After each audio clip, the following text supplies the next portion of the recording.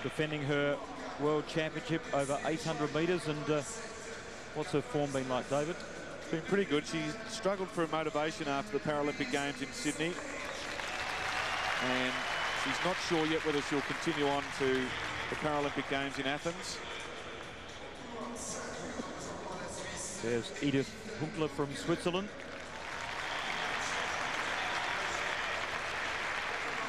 And what about the conditions? Bit of water on the track. Will that play its part? Well, they love the Mondo, which is the track surface, because it doesn't have any grains. It's like carpet and it's super fast. So that helps them. Hernandez has got the Go Fast suit on.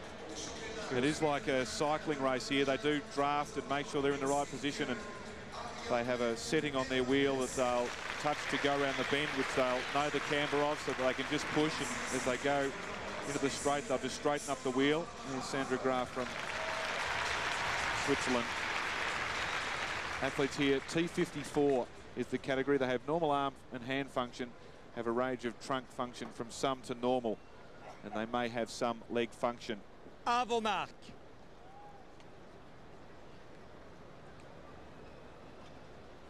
On their marks, we'll gauge the start from Louise Sauvage in 4. They're away.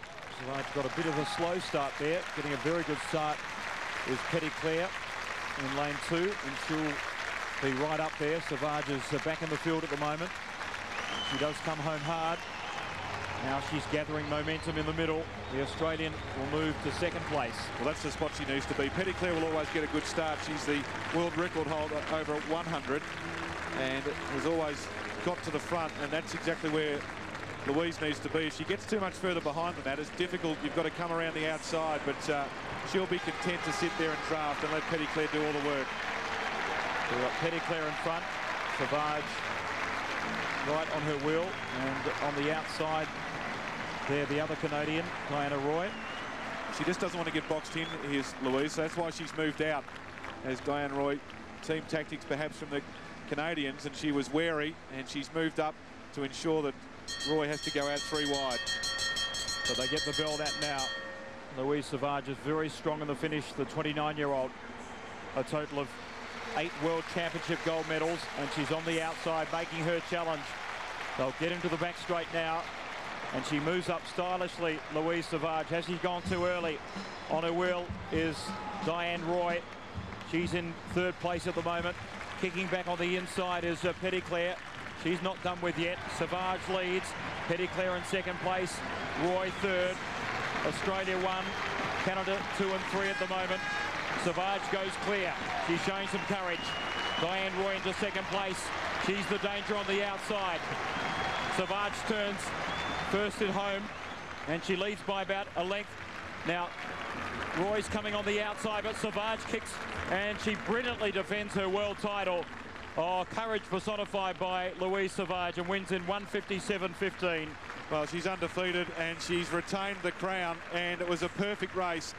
She pushed her way into the spot-on position down the straight the first time, and she controlled the race, and that's what Louise Sauvage does. As she went down the back straight, she ensured that she had clean space in front of her. And Petitclerc, well, she may have won the Olympic title, but when it comes to the World Championships, Louise Sauvage has her measure.